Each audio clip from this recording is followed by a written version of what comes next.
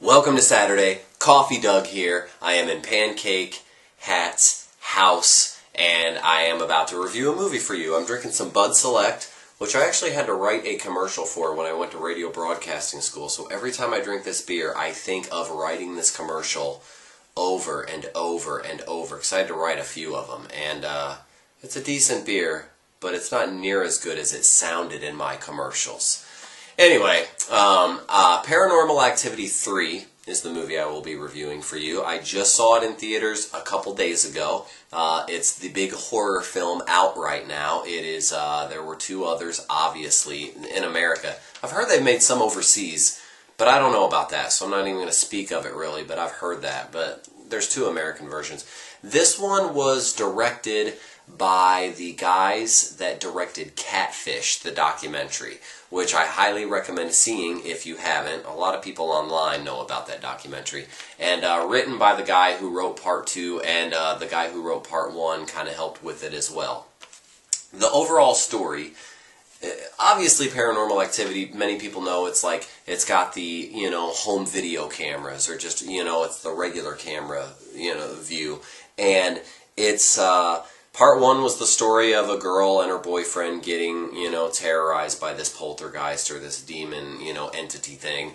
Part 2, I don't want to give away too much if you haven't seen them yet. Part 2 gets into her family as well. It's kind of set in the same time frame, back and forth.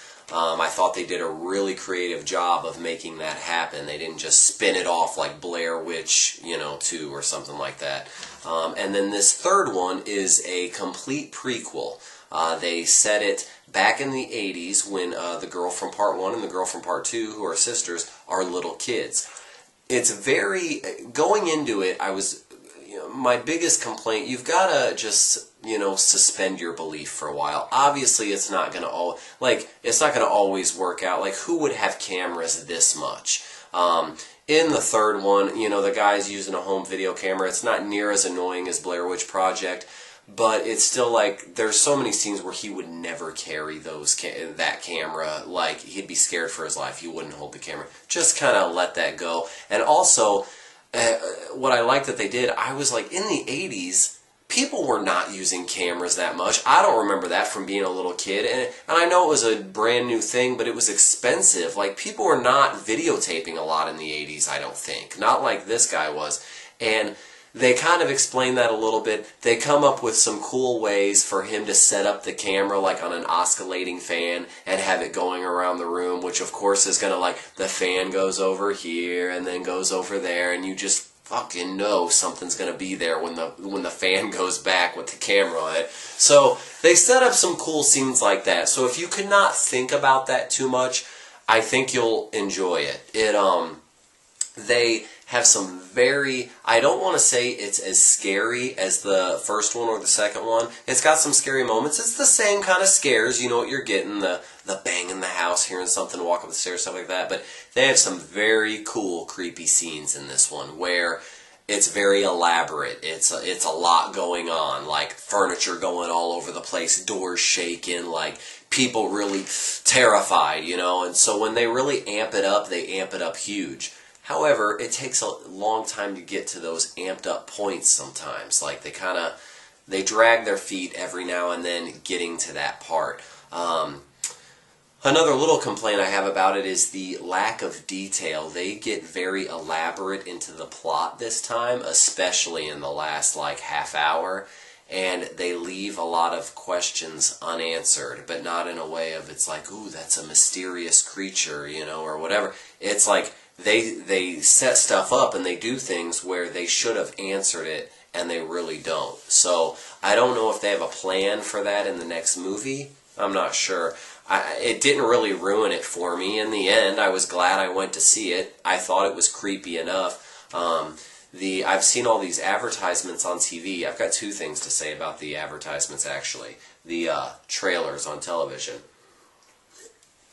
First off, you see these trailers, I'm sure you've seen it, like the, not green screen, it's like infrared or something. It's the night vision, that's what I'm trying to say. You see the audience and their reactions to Paranormal Activity 3, and everybody's all scared.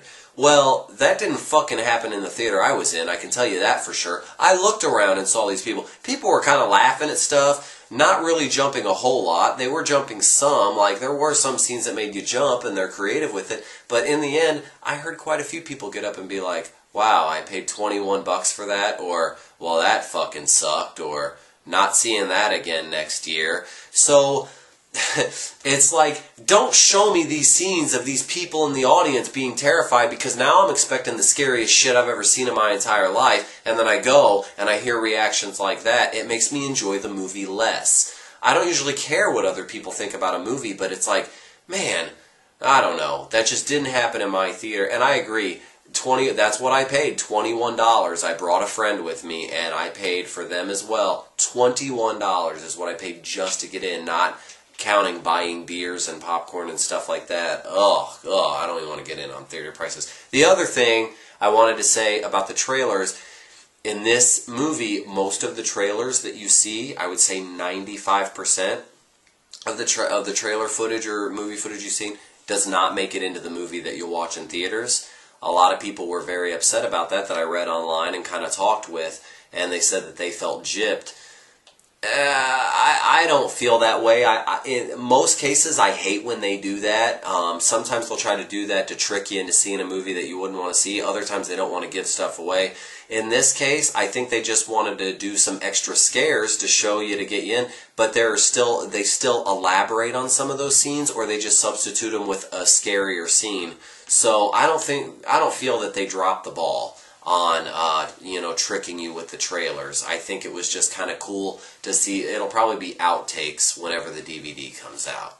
Like I said, it's a prequel and it's a whole family, and the boyfriend of the mom of the two little girls is living with them, and he decides to start filming everything. Once crazy shit starts happening, he wants to know what's going on. So like, he's filming himself editing the footage that he filmed the night before. And it is kind of like, why would he have the camera on all the time? And that being said, and this happens early on, he sees shit on camera. You always hate when you see like these movies, and then for some reason like they get up to go get a soda when some major shit happens on the camera, or whether it's like, in a parking garage and the security guard doesn't see it or whatever.